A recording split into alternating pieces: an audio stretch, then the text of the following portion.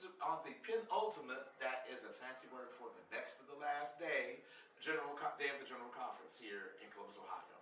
We have with us the Right Reverend Charley Haynes, the 66th Bishop of the Christian Methodist Episcopal Church. Thank you, Bishop Haynes, for joining us here on the Christian Recorder Dialogues as we give these interviews to our people back home here in Columbus. Absolutely. It's my honor, it's my pleasure to be with my AME family. Yeah, so we were excited to have you come here and be with us, and several ecumenical guests have been coming in. We've had the whole Methodist, almost the whole Methodist family. We've had CME, UMC, AME Zion. We've had some, I think some Baptists coming up here too. Yes, we did, Angelique Walker-Smith. So, first of all, Bishop Haynes, being a CME bishop, you got to see the election yesterday. Absolutely. What were your thoughts as a CME bishop looking at that election? Yesterday's election was like watching fireworks unfold. Very similar to our elections, but some of the things that I noticed, the difference nuances, for example, your council of bishop and your general officers have the ability to vote. That is true. Which ours don't. So that's a very significant nuance, because not only you can support a candidate, but you can vote for them. Another thing is that I see, that's a different nuance, is that, and I've noticed it before in previous general conferences I've attended, is that that a candidate who either is elected and or is conceding can cast their support for the next 3 or 4 individuals. And that will be a faux pas in our tradition. So even though we're very similar, there are small nuances that are very different. Well, and in general, let's take a step back. What has your relationship been with the AME Church? I've been in ministry more than 30 plus years. Say, I think it's right, 33, 34 years. From the inception of my ministry, I've had some form of relationship with an AME pastor, AME minister, or AME church. From Chicago all the way to the West Coast. Whether it was in Evanston, Illinois, major Ebenezer AME church there. I preached multiple times for Watch Night. We would share Watch Night services together. There was other churches that was in that community. Chicago, many of your major churches I've been a part of or been in a relationship with, all the way to the East Coast. Your Episcopal chair. We pastor right down the street from each other. It's literally 1 block between Fame, Oakland, and BB Memorial Cathedral. So just to give you a couple examples. So I've preached at multiple annual conferences in the AME Church, multiple churches. So again, it feels like extended family. And not just the election, but you've been here to experience the General Conference. So how is a AME General Conference different or similar to a CME General Conference? Let's deal with the differences first.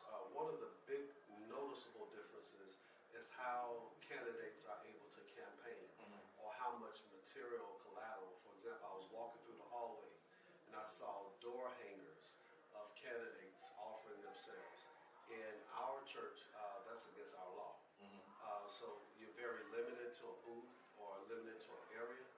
And then the days leading up to it, I think it's the noon of the day before, you can place your paraphernalia on the tables of the delegates, which in your case you can't do. Nope, can't do it. So those different nuances are really glaring. I think in similar, we have the same structure, we have the same general rules, we have the same type of offices within the context of the national church.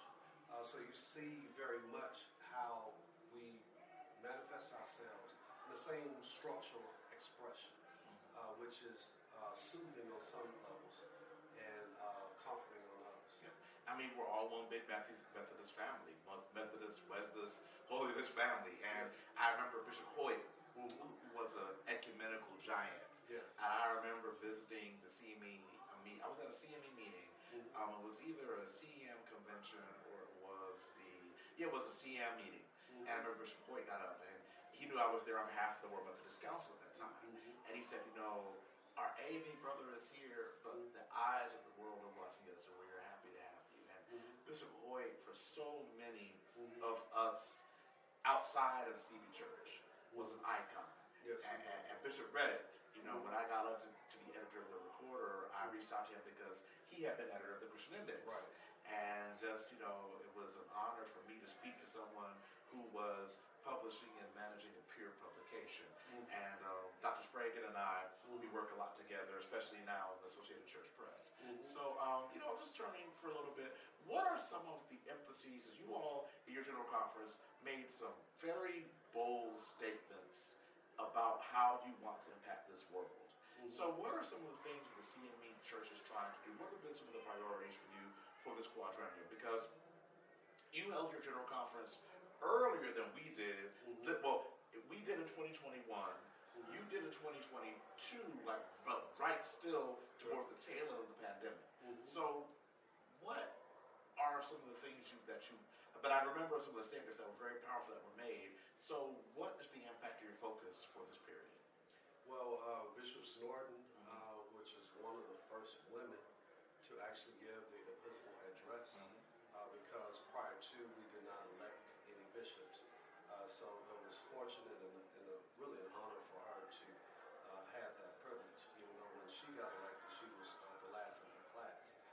So you never know what a General Conference is going to give you. But her theme was be bold, face now, seek new. And we tried to infiltrate that through a strategic plan, which is we're calling Bold Steps, which is our vibrant church initiative. And we're trying to help each local church thrive beyond to where it is right now. From a regional or an Episcopal district standpoint, when we call ourselves in the 9th Episcopal district is the next level, 9th, is because we're literally trying to motivate, empower, and encourage and inspire every church to go to the next level. We say locally, we want you to reach beyond where you are to where you belong. That looks different from every local church, whether it's a church in Anchorage, Alaska, or whether it's a church in Chickasee, Oklahoma. In our region, we try to get everybody pushing towards that goal. And we've made some major strides already in the last 2 years, going into 3 annual conference cycles. Wow.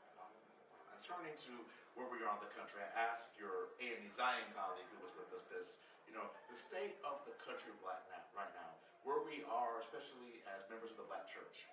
What are your thoughts of that as a bishop? Because as a bishop, you provide spiritual leadership and, if you would say, covering to a whole group of churches and members. So what are you looking at right now as we are in this season of election and in this very critical season for us in the United States? So I just have to borrow the words of our forever First Lady, Michelle Obama. We got to do something, right? It is our call for the Black church at this point and juncture in time, not to just speak truth to power, but to put action behind our words.